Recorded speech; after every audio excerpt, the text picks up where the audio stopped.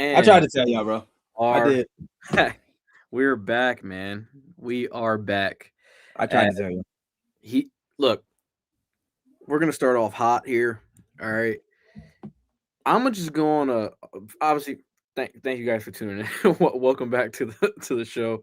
We are live on YouTube and Instagram. Um, a lot to go over today. NFL season is over.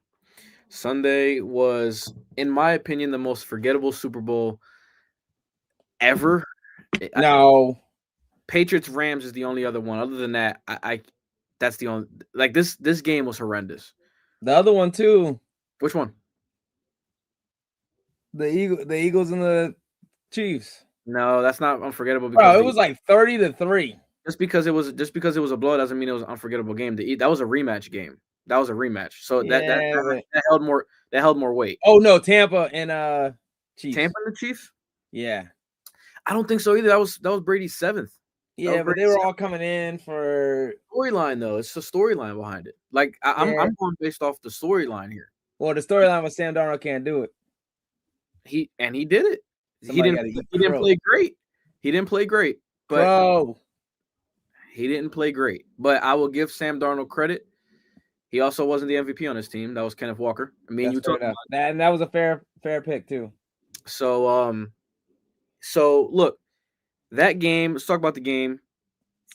That game started off very, very slow. Sam Darnold missed a wide open. Yeah, I saw that. Wide open passes. Christian Gonzalez made a great play on the second one, but he was open. The ball was late. But the first one, Jackson Smith-Njigba would have walked in for like a 90-yard touchdown. Yeah, but he just overthrew it, yeah. But other than that, I mean, Kenneth Walker had like 120 yards in like the second quarter. Like I was already like, if they win, he's gonna win the MVP. It was either him or the kicker because the kicker put up like 15 points. Yeah, I'm about to say he had a bunch of. Yeah, I'm about to say he had the most kicks made in a Super Bowl ever. They low-key should have gave it to him for that. Bro, I said that, but a kicker ain't winning it like a kicker. I mean, think about it. -15, they lose. Yeah, no, I said I was texting in my group chat. I was like, yo, he should win it. Like he and they owe one a couple to Vinatieri. Based off of the statistics that Brady had in that game, yeah, for sure. Did he not have one? Vinatieri, I don't think he won a MVP, bro, in the Super Bowl. If I'm not mistaken, let me look that up right now to confirm. Because he should, bro. Yeah, I don't think so. They always give it to the game-winning drive, but never the person who finished it. Yeah, and they also get say Brady had 6 game-winning drives in Super Bowls, but like you look at his stats, it was just like he just got in field goal range for Adam Vinatieri to win the game. That's pretty much what it was. That's what I'm saying. Win a Super Bowl MVP. He no, he never won a Super Bowl MVP. Yeah, that's what I'm saying. They owe him, so they should have gave it to this guy. They can't give it to a kicker ever then. Yeah, if he didn't get him, you're right. That's what if he didn't get it. But like based off of that game, to make the most kicks and like most field goals in NFL history in a Super Bowl, and like it be literally the reason they won, like to me, that's MVP worthy, I guess, right? Like you know what I mean? But they're not gonna watch bro from Green Bay just absolutely sell his team. Crosby? No, the one this year. Oh, yeah. Bro, he was horrible. Yeah. Because I think one got blocked, then he just absolutely shanked like a 25, like a 30-yard or something like that. Outside of the quarterback, is this a hot question? Is the kicker the most valuable player on the team? Outside of the quarterback, value-wise? Yeah, because he's the only one that can score points directly. Right? Like that's a crazy question. People might think, but it's like if you don't have a kicker, you lose a lot of games. Like if you don't have a good kicker, you directly lose games because of kickers. Like it'll be a great 30-30 game, and if the kicker misses the game-winning field goal, you lose. Like you know what I'm saying? Like that's just to me, they have probably the most valuable out of the guy who touches the ball most. Yeah, you want to see how valuable they are? Get rid of them. And watch how low scoring. Yeah, right. You can only score a touchdown to win. I mean, to score. It's a cool rule. I like that. I do like that. No? You don't like that? No. Why? Because people would just prevent. They would just let you drive down the field and then prevent once you get into the red zone. You also have to have good red zone defense, which a lot of teams don't have, by the way. But they would if they could. I don't see that as a problem because a lot of teams play that bend don't break defense anyway. I'm saying if you knew that they could only score a touchdown, why wouldn't you drop 8 into the end zone? Oh, okay. I see what you're okay. Now, yeah. Right. Okay, I see what you're saying. Yeah, that makes more sense. But I think that it sucks that the game played by is decided by guys who never played football in high school. Most likely, they were like soccer players, and like they're not between the lines every single play. They just come in to get 3 points or like make an extra point. And the game, your life is decided from these kicks. Like I don't get rid of roughing the kicker. That's what it would be. Get rid of roughing the kick. Oh, like let these guys you just blow them up even after they kick it. Oh, that's crazy. That's gonna be a lot of penalties, like a lot of like, you know. But that's what I'm saying. That's how that would put some fear in them. Think about it. You know you can't get hit. I'm gonna go kick that nice and smooth. But it's the missed kicks have been going up every single year over the past like 5 years. Yeah, they're missing field goals, but I'm talking about like punts, all that. Oh, they could get blown up in punts. Anything. Oh. That's wild, bro. Hey, you do the kickoff and you get blown up. But yo, man. So like, look, as far as the game goes, I think like me and you talked about it. Actually, I think New England had a really good defensive game plan, though. Like, I think they came out playing really good defense. It was just they could not stop the run. Pass wise, I was very shocked that Jack Smith-Njigba didn't go for more yards. It was clear that that was all their concern was. That's all they're concerned about. You're right. Yeah, but they let him run rampant. I mean, he was doing that like it was like wide open runs. Like it wasn't even like he was bouncing off tackles and stuff. It was like 3 yards. Oh, somebody finally makes contact with me. Bro, he was literally walking in the backfield and then just like finding whatever holes open. Like, yeah, it was clear that they were because and it looks like D tackles are they're like premium. Yeah, for sure. Like, I've never seen this era probably the most premium you could get. Yeah, in terms of D tackles, like if you have D tackles, you got a real good shot. Yeah, if you get, dude, look at how teams have built, like teams that win Super Bowls. Look how they build. They built from the inside out, like Chris Jones, Aaron Donald, like Jordan Davis, Jalen Carter, like dude. And then with Tampa Bay, Ndamukong Suh. Yeah. Like, you know what I'm saying? Like, if you have an interior, if these guys can stop the run and they can give you pass rush, that's almost game, because the weakest O lineman is usually the guards and the center. Like, they're usually your worst O lineman. Because if you have bad tackles, you're just a bad offensive line to begin with. Like, It's rare that you have bad tackles and just good guards in the center. Like, it's rare that that's the case. Usually, like, your tackles are your best offensive linemen, which New England's offensive line got beat. Yo, Will Campbell was getting annihilated on that left side. Yeah, I was watching. It came out on his butt a lot. Yes, they were, and it wasn't even like moves. They were just bull rushing him into. Bro, I'm serious. Like, seriously, I can remember one. They caught a penalty on it before the play happened. Yeah, but I mean, he was in the backfield before the penalty flag was on the ground. Immediately, like, and on his butt. You can tell off the first drive that the Patriots had. You're like, oh, that's going to be a problem, because like he was getting beat from the first snap, and it wasn't just him. The offensive line in general was just getting cooked. Yeah, they had I think they had like 70 total yards in the first 8 drives. Yeah, and then like 1 or 2 first downs. Yeah, and then like 8 sacks total in the game. It's like they just got, and mind you, they did send a lot of blitz though. They sent a lot of pressure to Drake May. They were sending like 3 guys at once just from the secondary and playing just man coverage on the back end. And like me and you said before the game, they don't really have receivers to separate. Like, so it didn't really matter if they sent the house and didn't leave anybody in the secondary. Like, they weren't going to get open. So, you know what I mean? Yeah, that's what I'm saying about Diggs. Like, he is washed, like, from what he was. He can't do – it's weird to think that, though. Like, it's like, what happens from year to year? Because Cooper Kupp looked okay. Oh, not this year, though. Like, he was talking about in that game. Oh, he looked fine in the game, but Yeah, he was. that's one game. But as far as the entire season, he wasn't the Cooper Cup that was in LA. Nah, and you know what's funny is he didn't break the record, right? I think he had the Triple Crown. I think he did though. Did he break the? He didn't break the single season though, did he? Single season receiver. I'll tell you right now. Who has the Because it's something like that good enough to get you in the hall? That Triple Crown? Well, I'm saying his career in total now. No, Calvin Johnson still got it. Cooper Kupp was literally 18 yards shy of it.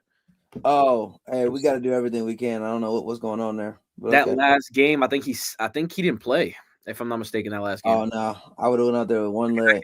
I can double check that, but I don't think he because I think if he did, there's no way he doesn't get 20 yards. There's no way that he. Yeah, I would have. Yeah, we would have been throwing to him until. Yeah, no, you got to figure that out. Especially like if he did play going into that last game, he's getting 12, 13 targets. He's getting almost all the targets. Without I would probably just throw to him until I got it, even if it cost me a pick or two. Yeah, who cares? They were already, I think, the number 1 or 2 seed that year. So it's like, who cares, dude? Like you're already in. You're not playing for anything. Just let him get the record. 17 yards shot. He had 1964, and he had 1947, and Calvin had 1964. Oh yeah, no, I got to get that. Yeah, sorry. So yeah, but I mean, as far as getting into, he has 2 Super Bowls. I know that's kind of obviously team accomplishment, but yeah, but he's on the team, and he was a star for one of them. He was a star for one of them. I think he gets in. I don't know about first ballot, but I think he gets in. Because he has that MVP level season. Yeah. And he had 3,000 or 4,000 yard seasons. Yeah, he has a Super Bowl MVP, by the way. He won the MVP that Super Bowl. Oh, that's important. So, yeah. Like, does he have 3,000 or 4,000 yard seasons? I'll tell you right now what Cooper Kupp's stats are. Cooper Kupp. He has. Let's see what we got here. Hey, isn't he hella normal until that year?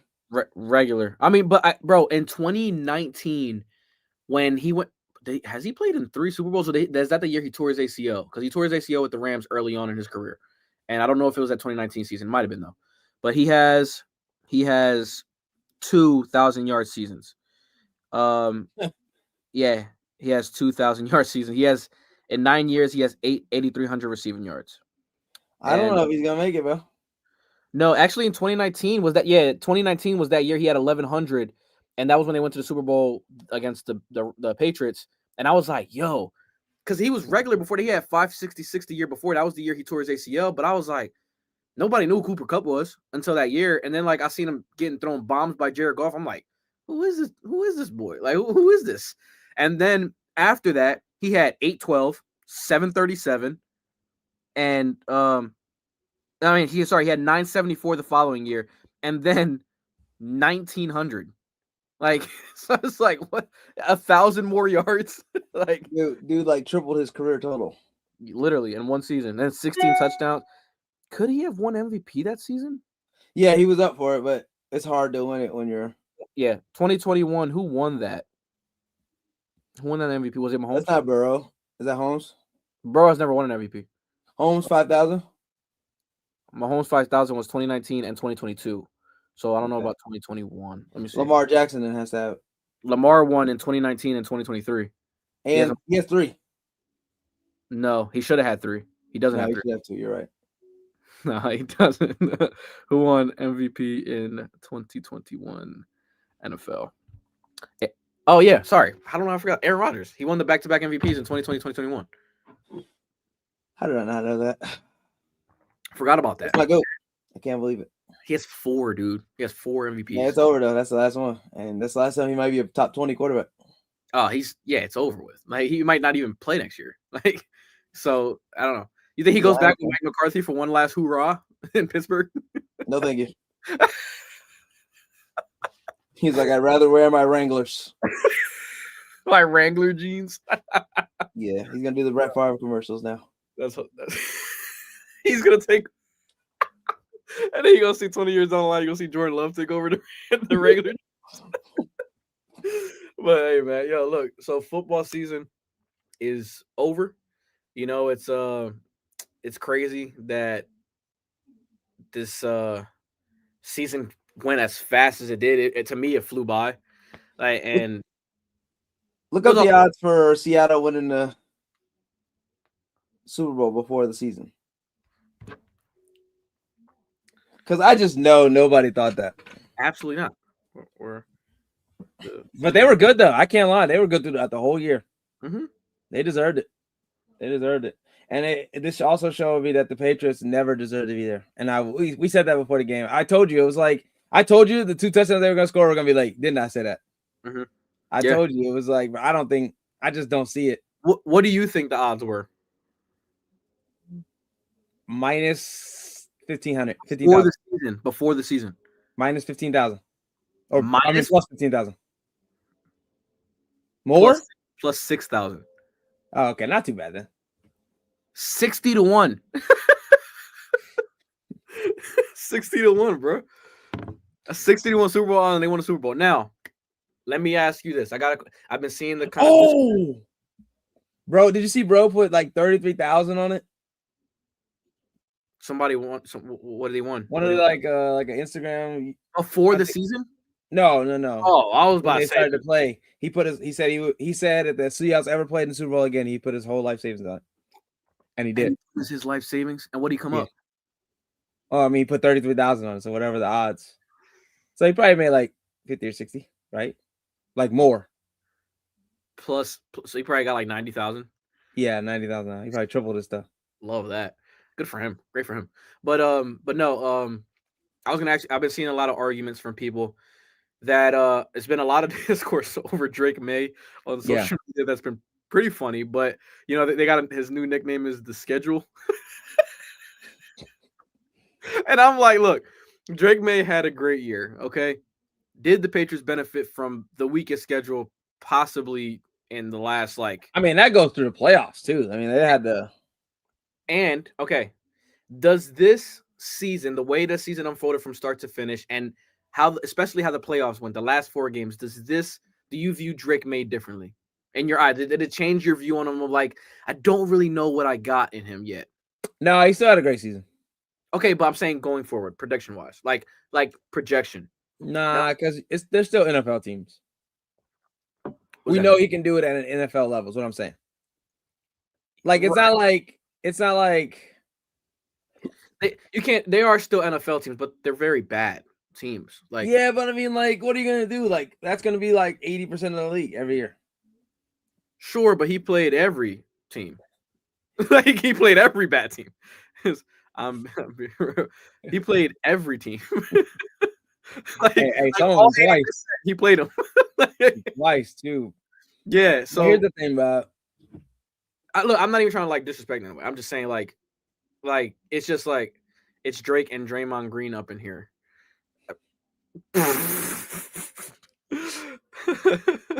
That's funny. Appreciate the comment, bro. But yeah, so it's just okay, the schedule sucked. They were very bad teams, and the best team he played in the regular season was the Bills, and he played well in the first game, and then gave up a 21-0 lead in the second game, and then that was the only test that they had until Seattle, because the Chargers weren't very good. Me and you both knew that they weren't going to go anywhere. Houston, CJ Stroud was horrendous. Great defense, but that horrendous. And then you played Jared Stidham in the AFC Championship game. And he was the only one that scored the touchdown. Yeah, exactly. So because they're gonna play a first place schedule next year. Yeah, I got them going 9-8. People are saying it's they're coming right back down to reality. If people are saying 5 or 6 wins. I don't think I think that's a little too crazy. I don't think they're gonna be 5-11 or 5-12, but I think they'll be right around 500. And strictly because I don't also see I don't think they're gonna have. I mean, I'd rather watch curling tennis for 3.5 hours than watch that Super Bowl ever again. Yeah, dude, that game was the worst game since the 2019 Super Bowl as well. That was bad. But what I was saying is that based off of the schedule, let me actually look up who their opponents are going to be in 2026. Oh, they already have it done? I already know who the Eagles' opponents are going to be. They don't have the schedule, but they have the opponents. Oh, you don't know what order, but you Order, know yeah. who's going to be in there. Okay. Yeah. Patriots, opponents, in 26. Okay. They'll play. Sheesh. They're going to end up playing. Their home games are going to be obviously the Bills, Dolphins, Jets.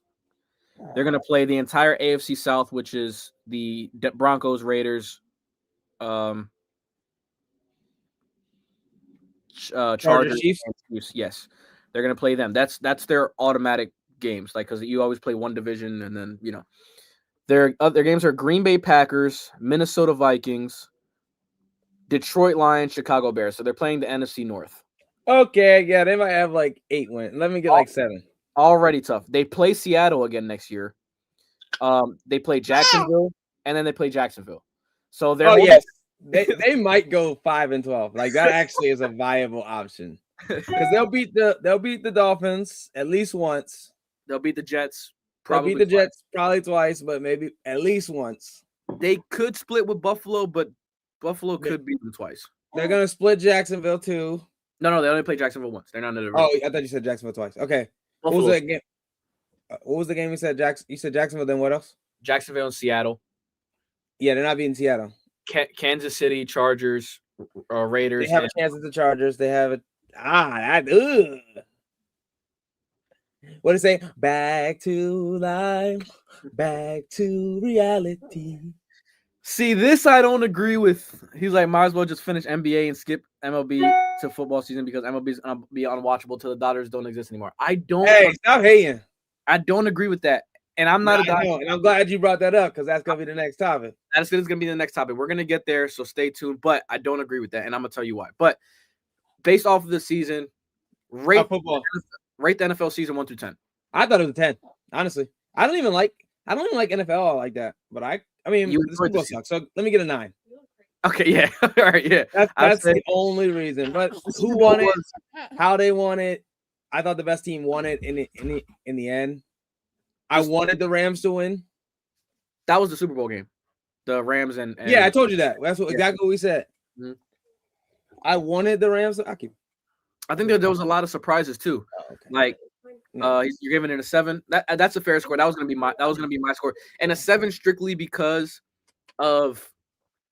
Well, actually, I was gonna say an 8, but like I say 8 because the Super Bowl was just that was horrendous. But the playoffs I enjoyed. I think the playoffs were pretty good. Yeah, and it was a season where you didn't know who was gonna win the Super Bowl. It was very like up in the air. Anyone could have went. Ultimately, the best team from start to finish was Seattle. Huh. We're gonna get there, bro. We're gonna get there. Yeah, I'm about to fire him up. Actually, we're gonna get there.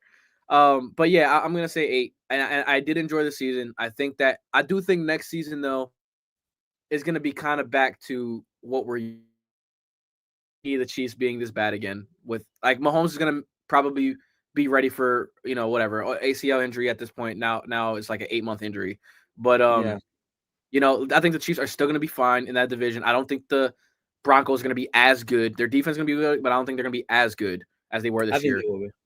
Because they also had a pretty sweet schedule, but they were a good team. That's a good point, though. I can respect Philly fans, but Dodgers and Yankees fans, bro. Yankees fans, bet I'm with you right there. I'm not a Yankees guy. I'm not a Dodgers guy because I'm a Phillies fan. But I'll tell you why I do I don't respect Dodgers fans. I respect the Dodgers organization. I respect the Dodgers organization for what they try to do, which is win. But we'll get there. All right, bro. So like I'm about to be defending the heck out of the Dodgers, huh? But hey, football season. Thank you guys. That was really, really fun covering it with you over the season. It was awesome. Like it was probably like the most entertaining season for me because of how crazy it was up and down as far as like Detroit didn't make it, Kansas City didn't make it, Baltimore, like Buffalo gets eliminated from the same division. We're fighting for the thing all the way up to the week 17. It's like that. Right, like the upsets in the playoffs as far as like, the crazy throws by Caleb Williams to San Francisco beating Philly. Like it was like just a up in the air, just crazy. That wasn't an upset. So, to everybody else besides you it was. But so here we go. No, you were just upset. That's all. It wasn't an upset. I tried to tell you Big Purdy was coming through. He swung that sledgehammer and slammed it right on Lincoln Memorial. You did, but hey, man, we got Kyle Shanahan tree coming to Philly, so I can't wait for that. What is that? Who'd you get? Sean Mannion, the quarterback coach. Oh, okay, yeah. So he coached under them with them? Yes. Okay. Yeah, that's gonna be tough. That'll be nice. So we'll see if he can run a system if Jalen can run a system that everybody said he hasn't been able to run. Hopefully, Sirianni calls the plays though. He's good at it. I can't stand you. I just can't stand you, brother. But let's get to the MLB. All right. Spring training started today for pretty much 15 of the clubs, 16 of the clubs. Pitchers and catchers reported. A lot of guys are in their respective organizations already in the spring training. I'm so excited. I am very, very excited for the season. And yeah, it's gonna be a good season. As a baseball fan, as a Philly fan, a little bit different, but as a baseball fan, they don't. Oh my God! Hey, what's going on with bro? Let's address this before we get into our topic, okay? Because I don't know if you have seen. That's where I respect a baseball fan. I can give you that. I'm an Eagles fan, so I don't speak for everybody else. I think I'm one of the better Eagles fans as far as how they are, but whatever. But let's just address this. All right, let's address this. And let's not get off topic here. You say that they need a salary cap because I'm gonna make an argument for it against it.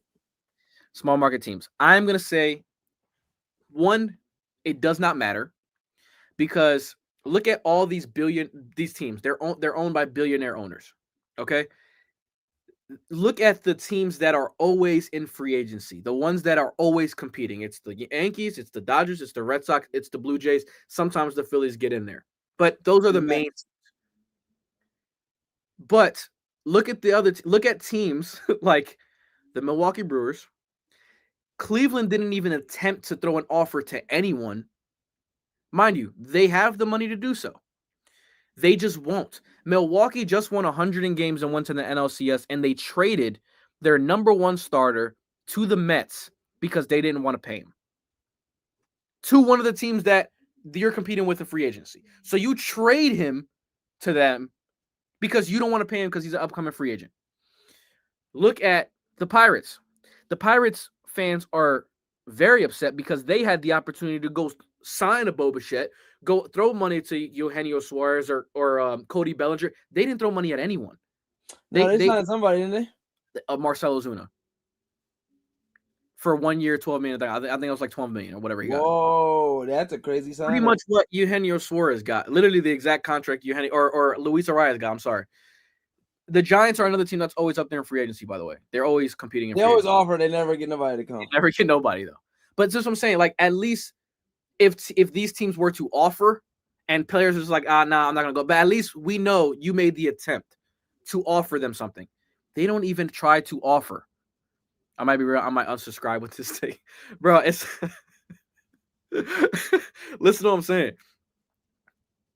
I just don't. You don't gotta listen. Huh? Don't listen to him. No, it's not about. I'm not trying to like appease him. I'm just trying to say nah. You know what? You know what? That's ahead, how bro. you feel.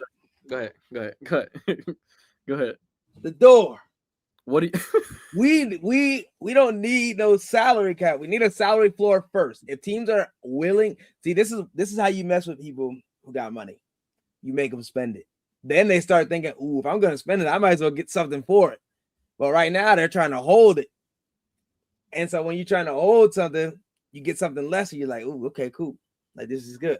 Like how the Guardians 30th in offense didn't offer Bo, didn't offer Kyle Tucker, didn't offer what's his name? The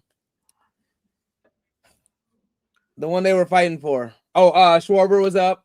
Mm-hmm. Like, oh yeah, right. They didn't throw their hat. You didn't hear Cleveland and no talk. 30th in the league. They did resign. They did restructure Jose Ramirez's contract. Great. They're not gonna extend Quan, which makes sense. So it's like what I don't feel bad for you guys. Like you're not even trying. Like I could see if you were like, hey, bro, Cleveland was in there, they offered him $30 million a year. He said, nah, he didn't want to play in Cleveland because of XYZ. But if you don't even give them the chance to say no, how do I know why they didn't want to come or why you didn't? You know what I mean? Because like it don't take nothing to offer. Yeah, and they can hold the biggest press conference ever too. They could be like, "Hey, we did everything we could, and we couldn't get him." At least give the fans something, even if he lying. Like at least, But like, thank you. That's what I'm saying. Be like, man, hey, we was in there for Bo, bro. We was putting the money together, and he said he didn't want to play in Cleveland because he thought that whatever was better. Look at Toronto. Toronto just went to the World Series, and we're 2 outs away from winning the World Series. They was like, we coming out spending. They went and got Dylan Cease. They tried. They were this close to getting Kyle Tucker, like this close. Yeah. He ultimately the Dodgers came in with their offer. They were if they didn't come out with outlandish stuff, they would have got him. If they were this close to re-signing Bo was like, oh, Philly got 7 for $200. He was gonna sign in Philly. Mets came like, oh, we got 3 for $162 and 2 opt-outs. Go ahead, we're gonna give you. And he was like, I'm going there. Like, these hell of an offer. I mean, 42 million, 42 million. Are you what as a player, are you taking that? What was it? It was 7 for what? 7 for $200. It would have been so that's what 30, 28, 29? 28, I think it was. If I'm not mistaken, it was 28. Mm-hmm. And then but they didn't give the Phillies a chance to match. As soon as the Mets came with that offer, they was like, we're on. Because the Phillies weren't, but that's the thing. The Phillies don't do deferred money. They don't do deferred and they don't do opt-outs. That's one thing they refrain from, which I think is a problem because you got to get with the league. The rest of the league is doing it. You have the money to do it. Just do it. No, guys ain't trying to take these long-term contracts anymore. Like I don't see the harm in doing it though. I really don't. They just don't like to. Because think about the Dodgers do that, but their revenue is high because their products the product is really good, right? And then they cater to their fan base. So like they have a huge Japanese population that comes now. Like they say the Dodgers is like one of the biggest draws from people from Japan. They're like Dodger Stadium. So like people that don't even like baseball, like come over just to see the Dodger Stadium and stuff. And they cater to it. They've built some Asian restaurants or some Japanese restaurants and stuff. They got interpreters and people around the ballpark to help. So it's like that's how you bring people to the ballpark. You make it an experience that it's once in a lifetime. You'll never see, you'll miss, whatever. You make it something that they want to come see. But like if you keep showing me Brandon Lau and yeah, I know. Yeah. Bring me Brandon Lau and Kevin Kiermaier, which they're good. I'm not saying they're trash. I'm saying like, that's not what people come. Yeah, they don't. Their name doesn't fill up seats. Do you think Tampa Bay is going to do this with Junior Caminero? They got him locked up for a little while though. Yeah, he's under control for a few more years, but like, I don't think they're going to resign him. No. Yeah, that's what I was like. Doesn't make sense, man. No, like that's the farm system of the MLB. It infuriates me to watch because like people that are just casual fans are like, oh, the Dodgers, like I don't want to watch baseball because it's just the Dodgers. I'm like, dude, do y'all not realize? Like we've said it before multiple times on the podcast. The Dodgers were 2 outs away from losing the World Series. They were outplayed 80% of the playoffs. Like they were outplayed by the Phillies and they were outplayed by the Blue Jays. They wiped the floor with Milwaukee because Milwaukee really truly wasn't and Cincinnati. And Cincinnati in 2 games. But the 2 best teams they played, they were outplayed by both of them. Like the Phillies were multiple like situations. If Teoscar doesn't hit a home run in game 1, they lose. They came up with the clutchest hits. If Orion Kerkering doesn't throw the ball away, they very well could be coming back to game 5 in Philadelphia. Like with Christopher like you know what I'm saying? Like, and then with the Blue Jays, Miguel Rojas of all people is the reason your season went on. Like it wasn't Ohtani. Like all them big name dudes that you guys are complaining about, Ohtani, Betts, Freeman, but Will Smith. Will Smith was great, but I'm saying, hold on. Will Smith was great, but I'll throw him in there. Like Blake Snell didn't pitch well in the World Series, but like he did. He was getting clapped.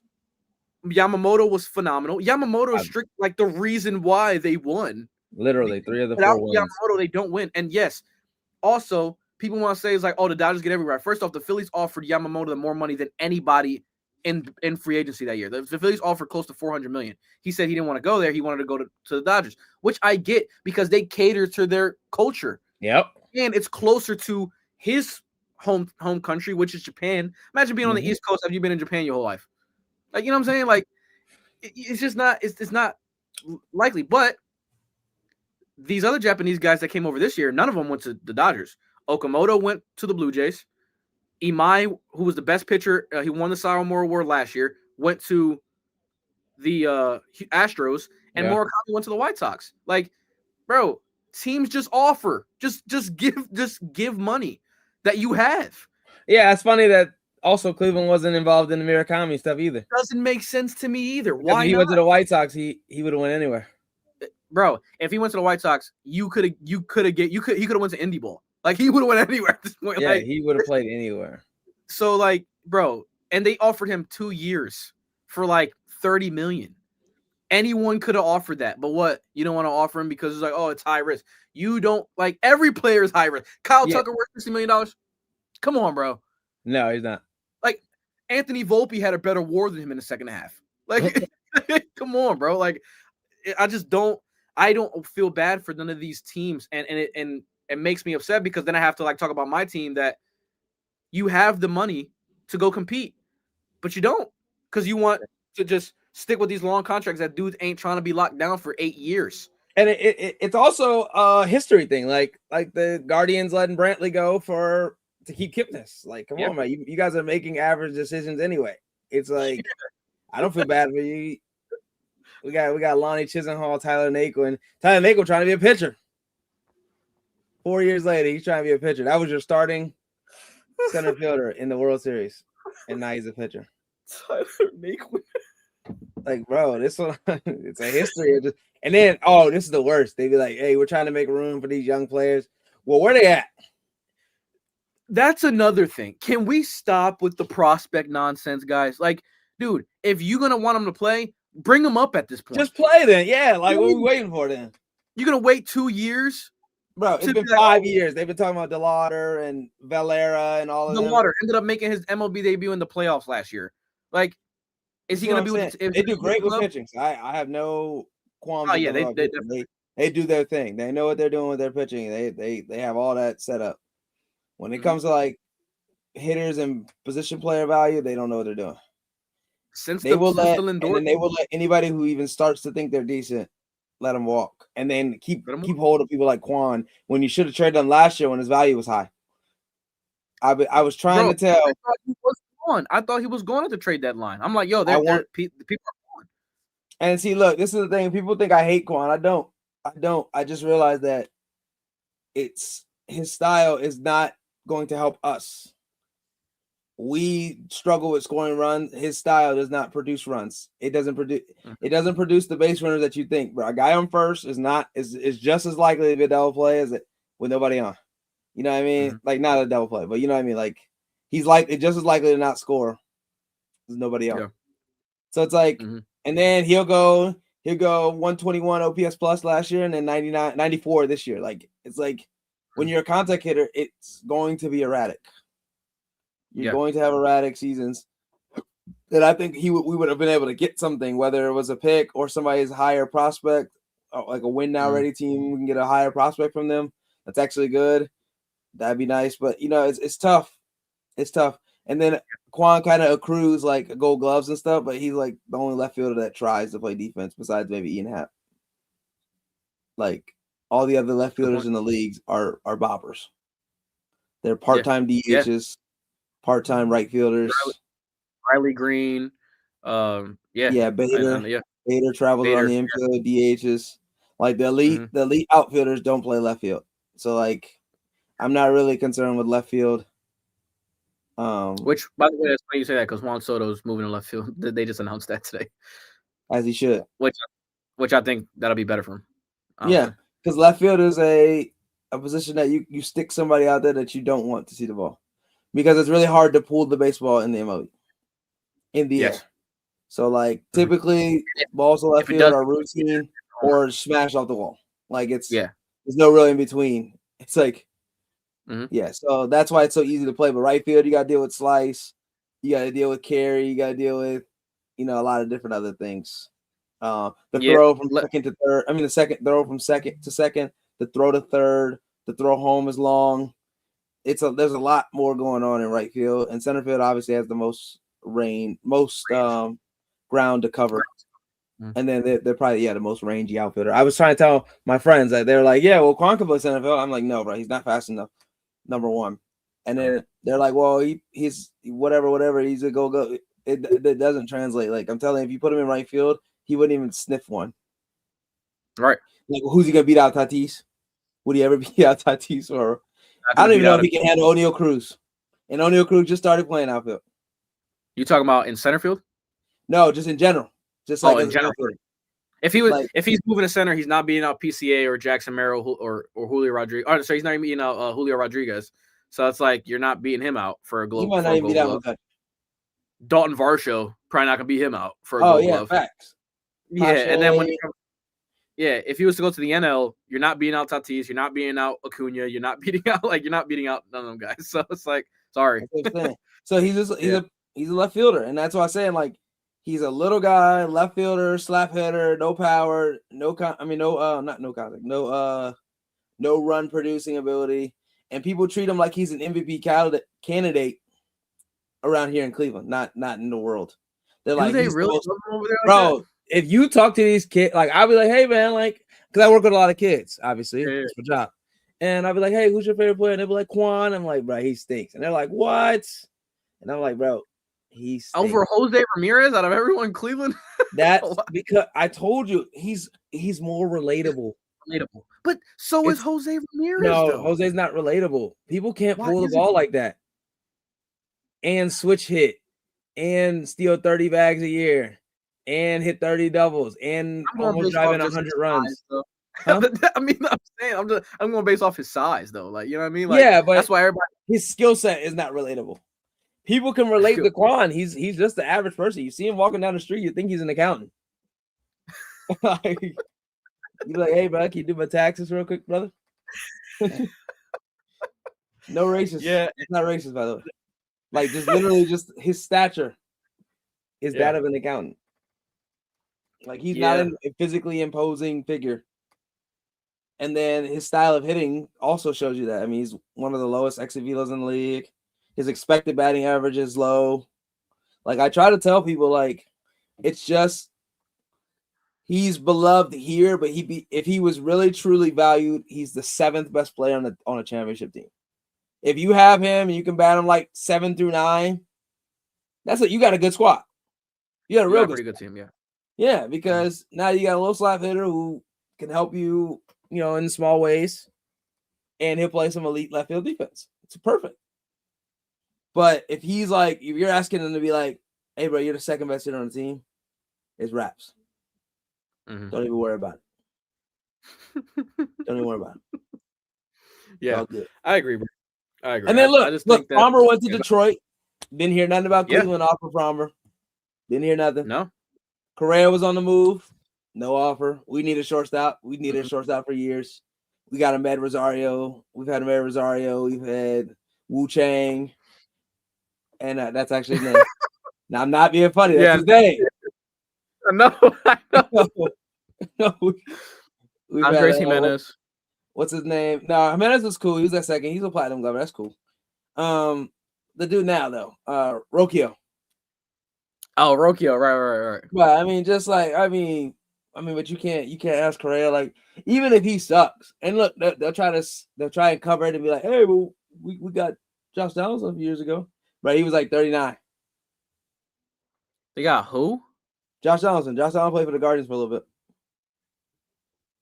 Why don't I even remember that? Edwin Encarnacion. They're like, hey, we picked him up. But they wait till they're like 38. 37. They picked up Carlos Santana. Played for the Guardians? Yeah, for like, yeah. He played for the Guardians. When did he play for the Guardians? It was like 2 years ago. Really? But when the year he retired? I think he did retire. I mean, but look, Josh Donaldson was a good player at one point, but I mean, by the time we got him, MVP. He did. Oh, 2018. Okay. He played. That's why I don't remember. He played 16 games. He played 16 games after he left Toronto, and then he ended up signing with the Braves and played 155. So, like, yeah, yeah, you're right. I was like, yeah, of course I don't remember. He played 16, even played a quarter of a season. But it's like that's what I'm saying. But we had Encarnacion, but they always wait. They wait until it's 7 years too late. Joe, bro, you had Japanese legend Franmil Reyes. Yeah, he's actually dropping bombs over there in Japan, though, bro. Oscar Mercado. Oh my goodness. Bro, I could have told you he was runs. Yeah, they picked him up late. Yeah, the Cleveland is like probably like one of the worst teams to be a fan of because you guys like are so close from being good and you guys just don't like. Look, don't even we either care. get rid of them before they're really good, or get them after they were really good. Yeah, like Victor Martinez. How are we not keeping him forever? Yeah, you know why? Because it was time to pay him, and it's like no. Albert Bell. I mean, this goes back way back. Albert Bell, this goes back Tony. Years. We had Manny Ramirez, obviously. 6 years of just like absolute dominance, and they're like, nah. They were like, nah. And then watch him be the best postseason player ever. Yeah, it's just stupid. But yeah, I want to go to this. I got a blind ranking for you. All right, man, let's do it. 1 through 5. I got 2 blind rankings for you. So I gotta do what? You have to rank them. Not just keep it. You have to rank them 1 through 5. But you're not gonna know who the next person is, obviously. And then so I gotta rank them 1 through 5. So I gotta be like, hey, that's the 5th best player you're gonna name. Yes. Oh my god. Yeah. I'll give you one switch at the end, but yes, that's how. All right, one switch. Okay, cool. I'll give you one switch at the end. All right. This is current hitters and then current pitchers. All right. Bet. And I'm gonna exclude Aaron Judge because that's obvious. I'm gonna exclude, and then I'm gonna exclude Ohtani for pitchers. Ohtani, not really. I don't think he's like the first or second best. No, I thought you were gonna say exclude Ohtani too. No. I won't. I got 5 though. All right. Vladdy. Damn, that's a tough one to come out with. Hitters. It's just hitting, not players. Hitter. Damn, who could you really name that's a better hitter than Vladdy? All right, just one person I can think of off the top of my head. I'm gonna put him at 3. You gonna put Vladdy? I have a feeling I know this. I know the 2 people that you're gonna have. Okay, it's always a safe place to start Vladdy at 3. Let's just start somebody at 3 because you have room for either one. All right.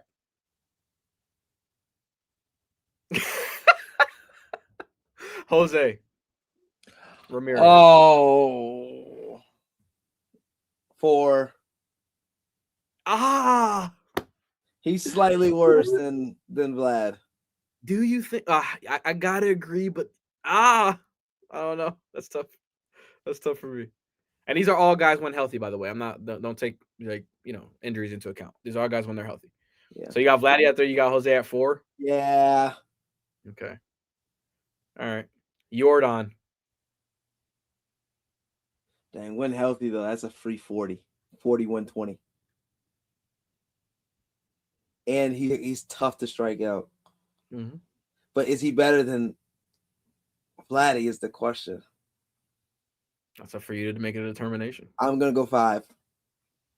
You putting him 5? Yeah, I just don't think he's better than Vladdy. Okay. But he's better than Jose. That's the problem. Okay, I can give you that. I don't know if I can even say that, though, really. I don't know, though. Jose's hard to rank. Okay, here's the thing with Jose, and this is like, I love Jose. Yeah, he's one of my favorite players. Yeah, one of my favorites. But he is like a streaky dude. So like 1 month you're like, yo, who are you? Like, are you a Chupacabra, El Diablo? And then it's like the next 2 weeks he'll be like, where'd you go? Yeah. But it always ends up being like around 280 every year. Every year. Yeah. With so like he'll be all the way up to like 330, and then he'll go all the way down to 260, and then end up somewhere in the middle of that. Like 280, 285, yeah, 30 homers, 120 RBIs, 100 RBIs, less than 100 strikeouts. One thing I didn't realize, he doesn't strike out at all, by the way. He doesn't strike out, bro. He has one of the highest contact rates outside the zone. That's crazy. He has one of the highest pull air percentage. So that's how often you can pull the ball and get it in the air. Mhm. He's dang near perfect on timing pretty much every at bat. Mhm. So that's part of the reason he hits so well. But it's just he's an amazing hitter, but he can be Mhm. very streaky. Yeah. And that's why Jordan's a little bit more safe. Mhm. He's a little bit more safe, and he's a full-time bopper. But okay, do you consider Jose a home run threat, or do you consider him a hitter that hits home runs occasionally? I think he's a hitter that home runs. Okay, so you wouldn't consider him a threat, like not a threat. He's a threat, but I if I'm going up there, I'm worried about him hitting a double. That's like, okay. Yeah. I mean, so your first concern is not, is he about to take me deep? It's like, no, it's not that he's about to. It's not like take me deep. Yes, but I don't want him to get a hit right here because like he can produce runs. So if I got runners on base, my worry is like he's gonna hit one in the gap right now and score one, not like hit one over the fence and score both. Like, you know what I mean? Yeah. Like, but he can do it though. He's like yeah. We're not saying that he doesn't have power. We're saying that it's just like, is that your first thought as the pitcher? Because with Jordan, it's like, Mhm. Lefty, righty, it don't matter. Deep. Yeah. Yeah. Yeah, it's like, like this could be the one. And it don't matter. It give you a great pitch. Yeah. So it's like, I mean, the one pitch that Alvarado made to him those years ago. Great pitch. Great pitch. Dead center. Like, come on, bro. 425, 10 feet. I mean, a 12-foot walk, and he walked up like he knew it. And I think he hit like 300 against lefties that year. Like, bro, he's insane, bro. He's mad crazy, and then it's like always a problem. And he also doesn't strike out. Like he does, but not as much as you would expect. With that kind of power and that big, So I mean, I don't know. Dang, okay. So Vladdy, Jose, Jordan. So you got 1 and 2 available right now. Yeah. Acuna. 2. Is that a safe 2 for you? It is. I think I know the last person. Who do you think it's gonna be? I think it's gonna be Witt. No. Soto. That messed up my whole list. Because that's why I saved them for last. Because now I'll give you a switch though. So right now you have a switch, but I have to switch that spot to 1. Yes, you had to switch one guy to 1, and then that's the problem. So now I'm forced to put Vladdy at 1 and put Soto at 3. Yeah, because I can't put Jose at 1. I can't put Jordan at 1. Right. But is Soto better than Jose? I don't think so. Same. Is he better than Jordan? Yes. What? He's better than Jordan. Yes, just because the walks. He's not better than Acuna. No, Acuna's MVP. Win good. See, that's the thing. It's like, well, no, I think Acuna. Like, I'm more worried about Acuna than I am Soto at the plate. Like, no. I know he's better than, but yeah, MVP. Would that make him 1? No, I don't know. Well, no, because Vlad at MVP level too. They gave Shohei's away. That wasn't fair. I thought that was Vlad's to win, and I was there. I was arguing for Vlad to all the people, even though I was a Dodgers fan at the time. Like it's like, well, like I get it, pitches, it's cool, it's nice, but like Bo played 1,000 innings in the field, offensive at a pretty decent. I mean, I thought he was like a Gold Glove candidate, right? Yeah, he was. Yeah. So it's not like he was just out there just playing like he's Chris what's his name? Chris Davis. Yeah, Chris Davis. That's it. Yeah. It's not like he was just out there playing. It was like he was actually doing his thing and playing well, and then also batting 300, and also I think he hit 30 or no? He hit 48. 40. Yeah, he did a 41-30. Yeah, because he had finally fixed his Vladdy's biggest thing is he hits too many ground balls. His average launch angle is too low. His exit velocity, his hard hit percentage, his squared up contact, his barrel efficiency rating, those are all really, really high. Mm-hmm. It's just he had a super low launch angle due to him having a flatter swing. But honestly, I wouldn't trade what he does for anything. So the alternative is him missing more to get a little bit more power, but I don't think it's worth it for a player like him. He's just like his dad, really. Literally. Yeah. Like they have all the power in the world, they just have a flatter swing, and it just it allows them to make contact with more. And I'm gonna agree. Yeah, I'm gonna agree with your list. With Vladdy 1, Acuna, Soto, Ramirez, but I have Ramirez over Soto. Like if I was to give you a bunch of switches, obviously I'm putting Ramirez over Soto. Yeah. But I think the list I think those are pretty good because obviously like Soto's eye is one of the best in ever. Right, ever. Like it's like he's maybe Barry. Eye-wise, yeah. I mean, I can't really think of many other guys that have that level of. Harper. Harper's good. He's up there, but Harper does tend to chase a little bit more than Soto does. Like, he chases out of necessity, though. Yes, you're right about that. He chases out of necessity. He's trying to. Like Soto's okay with just walking.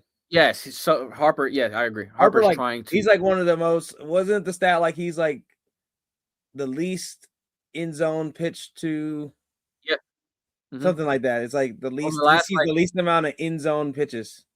I think since 2022, he's like up there with like I think he's number one with he doesn't. He sees it like 52 or 53%. It was something ridiculous, like unheard of. Yeah. All right, so that's a good list. I like that. That's a blind. I know that was hard for you. That was tough. Yeah, that was hard. All right, current pitchers, taking away Skeens, and I'm taking away Skubal. All right, take them out of there because they're one. I don't have to think about them. Thank God. They take them out of there. Starting off, when healthy. Spencer Strider. I'm gonna go 2 here. I think there's only one pitcher better. I think there's only one pitcher better that's not Skeens and Skubal. I hope that we're on the same page with this one. Because I got him next. Zach Wheeler. There he is. That's the one. There he is, yep. That's the only one, not Skeens and Skubal, that's better than. Chris Sale's up there. Only because of Cy Young's. Because he won Cy Young last year, right? No. Skeens did last year. He won 2 years ago. No, not I didn't mean You're talking about 2024. Yeah, 2024. Yeah, the one before this. Yeah, it's my fault. 2 years ago, he was a Cy Young, right? The only reason Zach Wheeler hasn't won one is because he just can't play all year. But this is the first year he's been hurt since he's been with us, though. So why didn't he have one? I think he's just been outpitched by somebody every single year. He was second in 2024 to Chris Sale. He should have won. I believe he should have won because he had more innings pitched. Chris Sale came with 5 innings pitched, like every game. Strikeout record though, didn't he? But the least innings, like this. Did Sale hit 3,000 strikeouts? No, I think it was like in like singular season is what I'm trying to say. Like we led the league in strikeouts that year in 2024. But Sale? I think. Yeah, but with less inning pitched than Wheeler, so I guess they gave it to him because of that. Wait, no, I thought he hit 3,000. Did he not? Sale hit 3,000, but that doesn't have to do with that specific year. He just happened. Maybe he. Of course not. But I mean, you know how it goes. Yeah, because if that's the case, you could have gave Kershaw. But...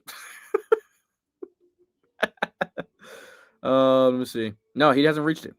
What's he at? He has 2,500. He hit 2,500. Oh, he's done. No, he's not getting there. Not getting that. 500 more over the next. What he's gonna have to. Age is he? That's old, dude. 6, 7 for Sale. 36. Yeah, that's what I thought. I mean, play 4 more years, you can get it. Yeah, no, he's gonna get it. Now that I just heard that 30. He's at 36, or is he gonna be 37 at the beginning? He is heading into his 30. He's gonna turn 37 March 30th. Okay, so he'll be 37. So yeah, they'll figure it out. Because that's really like 150 strikeout. Oh, that's tough to get though. That's not easy. He's gonna have to be healthy for the next. You got to throw 150 in, right? Because even the best pitchers aren't. He's not gonna be striking out 2 or 3 an inning. So He's gonna have to throw No. 160, 170 innings to get 150. Which I mean, hopefully he does it, but I still think he's a Hall of Famer. But He's going all. No question about it. All right, so you got Wheeler 1, you got Strider 2. Well, this is not a breeze. Could be. Yeah. I'm still gonna give you a switch, but yeah. Corbin Burns. He is so hard to rank. Based on career? Based off just one healthy as a pitcher. Put him at 4. 4? Yeah. Okay. Hunter Green. You know what? I'm glad I put him at 4. I'm gonna put Hunter Green at 3. Why is that? So that I can switch these two if it's somebody I like. Okay. And then the last one I'm gonna put Garrett Cole. Perfect. 5, switch him. 5, switch who? Yeah, with Hunter Green. Because I do think Garrett Cole is better than. Okay. I was better than what's it called? Mm-hmm. Better than Burns and better than Green. So it's perfect. That list is actually perfectly ordered. I think it's a pretty I was gonna put Christopher Sanchez in. If I would have put Christopher Sanchez in there, where he's going for you? 3. He's going 3. Yeah. Overall of them. So any one of those 3. Oh, with Wheeler. Any one of the 3, 4, 5. Mm-hmm. He's better than all 3 of them. I agree. I give you that. So like it wouldn't have mattered who was. Is he? Do you think you don't think he's better than Strider? When healthy, Strider's a free 300. That's a good point. I mean, that's free. He's baby Garrett Cole. That's a good point. That fastball's tough. And it's funny because you know it's coming. I would love to face it. It's just a really do anything about it. It's like 100, top of zone, and then slider, and that's it. Can't do anything else because it's literally fastball slider. He doesn't do anything else. I know. That's what I'm saying. No need. Yeah, it's crazy. It's like 280 great pitches, and that's it. That's the whole arsenal. That's all he needs. And he's a starter. Like if he was a reliever, he'd be nuts. Yeah, dude. If he came out of the pen, he'd be nuts. Wild. Yeah, that'd be wild. He's probably gonna be 101, like, and then just dropping that hammer. That'd be crazy. He'd be Mason Miller. No, more like Edwin Diaz. Edwin Diaz. I was about to say Mason Miller's like a freak, dude. That's insane. Like what he's doing. Like he's good. Hey, I retire. If I don't run off him, I'm done. Oh, bro, what Kyle Stowers did to him, hitting a grand slam to walk it off of Mason Miller. There's no way I come to the field the next day. I'm like, bro, I did everything I need to do in this game. Hey, I'm wearing sunglasses and I'm hungover. Right. That's your World Series. That's it for you. It's like, bro, you're showing up the next day after taking the best closer in baseball deep on 102 outer third, and you just go oppo for a walk-off grand slam. What am I doing the next day that's going to top that? Like, yeah. It's like Otani's like 6 home, like the 5 home run or 4 home run game. When I was watching that game, right? That the freaking 5 for 5, 3 homers. And he hit 50-50 that game. He made it 50-50. It was 6 for 6, I thought. No, he reached base 6 for 6, or was it? I think he reached base 6 for 6. He had 5 hits. I think he had 2 doubles, 3 homers. Because I remember on the show, I was so mad. Why? They made that like the moments. Oh, right. Yeah, but they had it on Hall of Fame. Bro. I was so dang. No chance, bro. You made it a 50-50 season. A 50-50 season as a DH, and you had 3 homers, 2 doubles. You got on base 6 times. What else are you doing? That's and he stole 5 bags. We had to do that too, by the way. You had to do You had to do that in the game, right? Yeah, it was an extreme moment. We had to do all that. No way. Absolutely. What are you doing? That's a guaranteed 0 for 4 the next day you show up to the field. Guaranteed. There's nothing else you can do better than that. Yeah, bro. Like, bro. All right. So one question it's funny. After I texted you, I saw this thing on TikTok. I wanted to ask you. A team, compose a team. I don't have to go player for player, but like a team full of the best prospects that you think in your mind. It doesn't have to be the ranked best prospects. It's like you can pick a team of the best prospects currently in the minor league system or going into the rookie. Like Bubba Chandler's available. Like, you know what I mean? Guys like that. Griffin. Connor Griffin's available. Yeah, like guys. Is Roman Anthony considered a prospect? Roman Anthony's considered a prospect still. Like you can make a team. JJ Weatherholt. You can compose a team of those guys, the best prospects in the game. How many games in the big leagues are there winning? That's a great question. Even the pitchers are prospects too? Yeah, pitchers. Like you got Bubba Chandler, Andrew Painter, like whoever else that you want to. The dude from the White Sox, what's his name?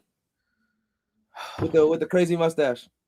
I forgot his name, dude. He's a lefty. Hagen something. Hagen. Is it Connor Hagen? Hagen.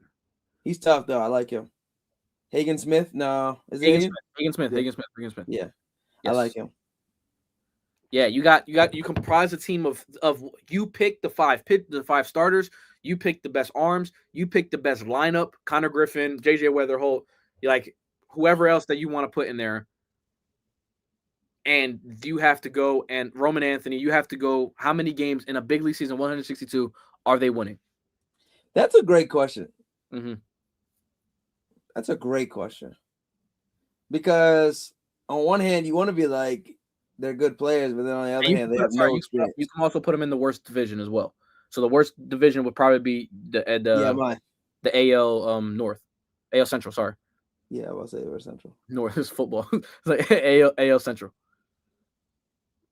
So you can put them in there with Cleveland, with Kansas City, with White Sox, Twins. It's like I want to say they would win 85 games, 86 Whoa. games. I was about to say 90-some games?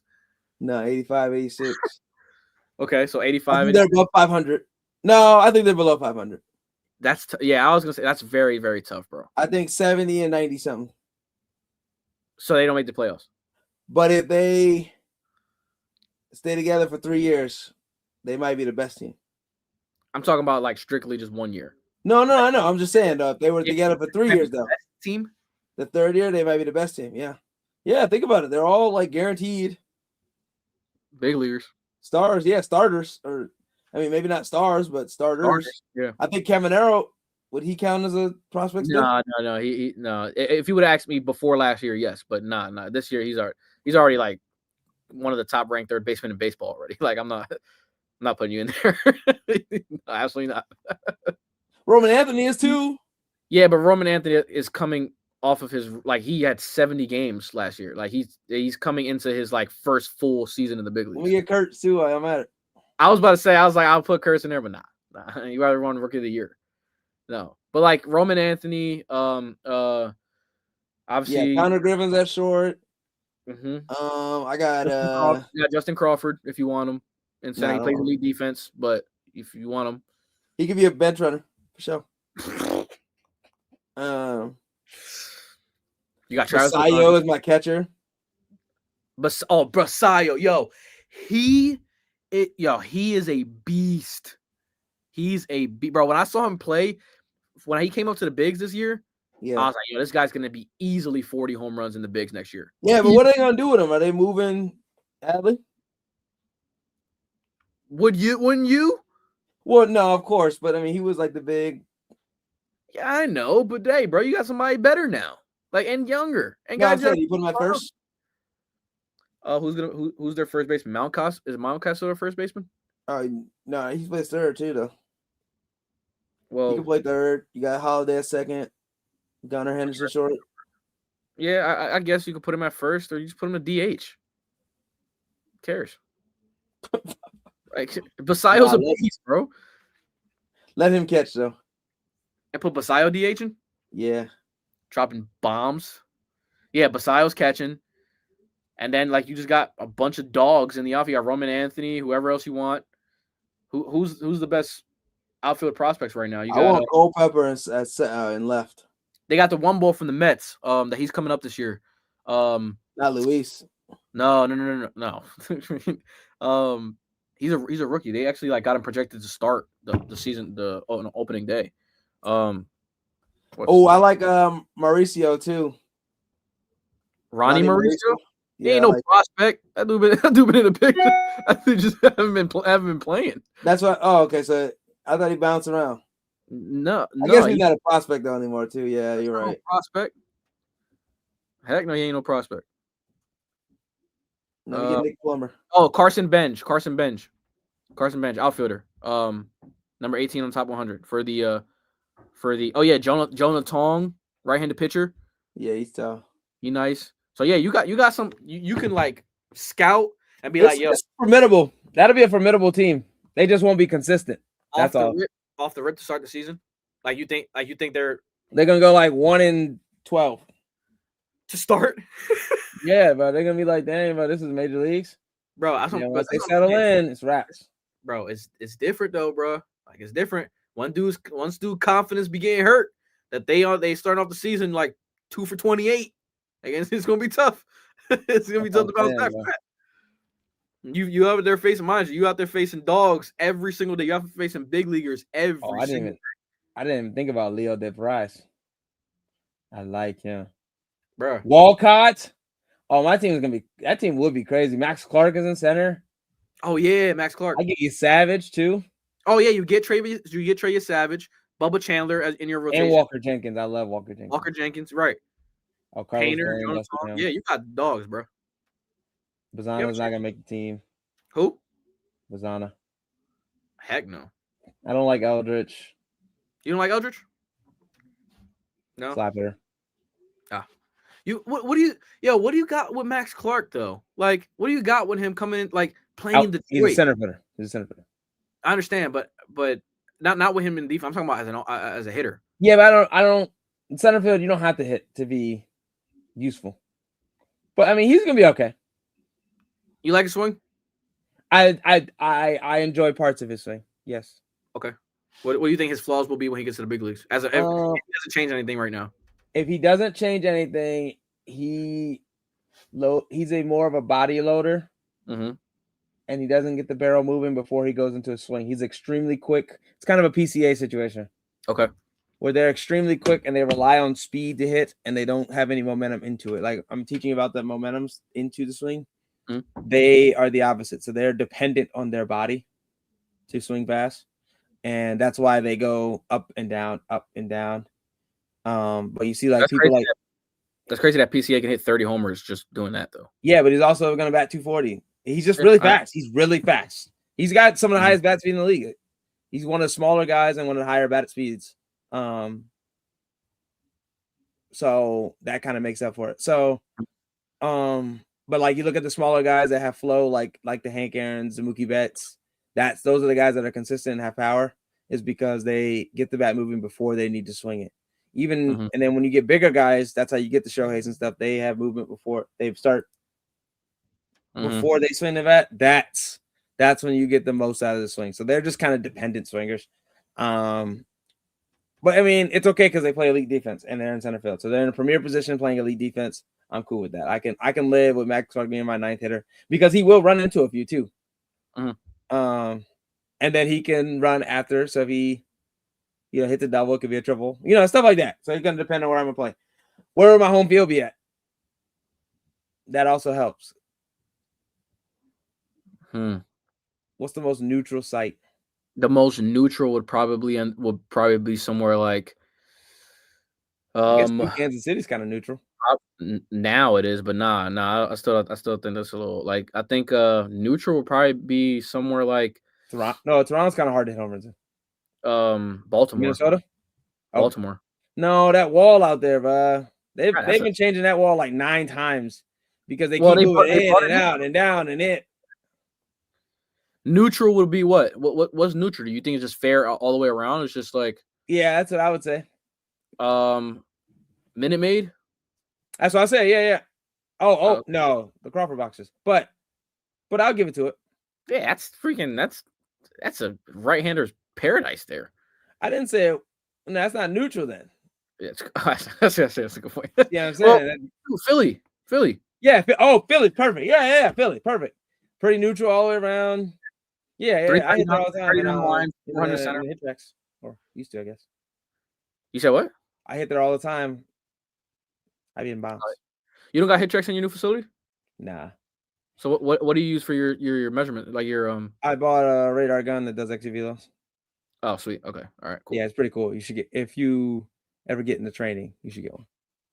What's the you got? Yeah, send me the link into it. But yeah, it's called Tag Sports. It's like $300 though. Okay, cool. But it's nice. Hey, you'll like it. It's Cool. what I've been posting my videos with. I know. Yeah, I've been seeing it, but I'm like, the extra kilo on the top. yeah, That's what it is. Gotcha. Yeah. So that's how we train. So I make sure because so I measure out the distance the machine is, so that it simulates whatever pitch we're trying to do. So if we're trying to do like upper 90s, it'd be like 84, 85 from like 48 feet, 50 feet.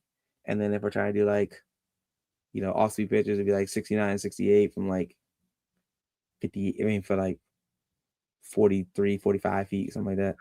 It just helps with training because Czech is hey, he looks fantastic, by the way. His swing looks great. Yeah, he's gonna be tough. But anyway, yeah. So I think they could. You know what though? I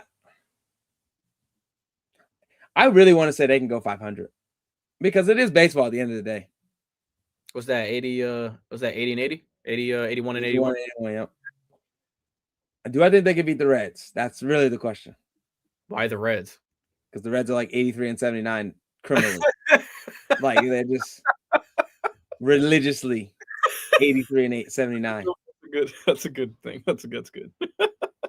They are the most 500 team in the league. They're either 79 and 83 or 83 and 79. There's no in between. That's so good. Can they beat the Reds? Could they beat the Reds in a 3-game series? You think? Hunter, they gotta face Hunter Green. They gotta face. Here's the problem. This is the thing with those MLB hitters. Even the ones that stink are on a different level. Yeah, bro.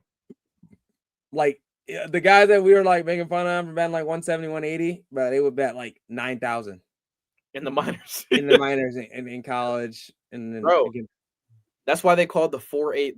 They're called 4-8 players. Like because they're not good enough for the bigs, but they're insanely good for the minor leagues. Like that's why, bro. Luis Angel Acuna went to the Venezuela and hit 4 homers, like in one game, and was hitting like Brian De La Cruz won the MVP in the Dominican Winter League.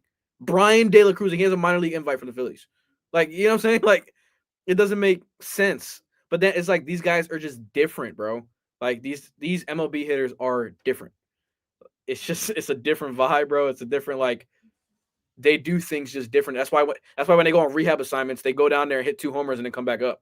Like it's just easy for them, bro. Like, and that's why a lot of these pitchers in the minors come up here and they struggle because it's like it's a different ballgame, bro. You can't miss in the zone. Like you will get hit. You know what I'm saying? And these MLB pitchers are so like perfect throwing multiple pitches. And we talked about that, throwing multiple pitches wherever they want. That's why they're so good. You know what I mean? Minor league guys have probably better stuff as far as like when it comes to spin rate and velocity, but they can only control maybe 1, maybe 2 pitches. They can't throw 3 or 4 for strikes. These big league pitchers can. That's the exactly difference. That's the problem. So yeah, they might. You think they go 500? Probably not. Nah, I think they win like at max 73 games. At the very max. Like I'm talking about like on a great season, they have a stretch of like a month and a half where they're just killing it. But bro, they're going on a stretch where they have to go face like the Dodgers. Then they gotta go face somebody. They have to face Seattle and Toronto in a 9-game stretch, and just you're not 0-9 immediately. Yeah, bro. Yeah, facts. but yeah, it'll be fun. It'll be cool to see. Cool, and so we can wrap up there, man. Spring training's starting basically now. So it's gonna be really exciting to see the season. Everybody's kind of complaining like, oh, I can't wait for this lockout, but just enjoy the season, man. I don't think this lockout is going to be a bigger deal than a big deal that people are making it. You know what I'm saying? Like, I don't think that's there. I was like, what the heck happened? Yeah. But I was saying, like, it's going to be exciting to see the season. A lot of people are complaining that, like, oh, I can't wait for this lockout. The lockout's not even going to take that long. Like, these guys are going to, they're not trying to lose money. So, yeah, the players are not trying to lose money. So, they're going to make it quick. Yeah. So, the owners are going to be holding them up. Yeah, literally. So, just enjoy the season. But right after spring training, before opening day, we're gonna get our predictions for MVP, Cy Young, and Rookie of the Year, and as we always do when we do this, and it's gonna have fun covering the season. The World Baseball Classic is less than a month away. I think 20 days away. Cannot wait for that to start. We're gonna stream some games on this channel. And it's gonna be exciting to see, man. So don't forget to subscribe, comment, post this channel to whoever send it, and get us for the next 200 subscribers. We hit 200 subscribers already. We're on to the next 200. So Bill Belichick, where can they find you? I'm in North Carolina right now, just laughing away at this team. This team was buns. I mean, you can't laugh too much. That team stunk now. North Carolina too. That team is terrible. But Hey, I got my new boot thing, but I wasn't trying to win anyway. Hey, now they not together no more. they not together no more. So I said a new one. I ain't said old one. Hey man, so get my boy DiCaprio out here, man. You guys need help with y'all swings? Hit up B3 Swings on Instagram, TikTok. Yeah. Be on the Scoreboard on Instagram and TikTok. And yeah, thanks for the support, guys. See you guys. Sure. All right, peace.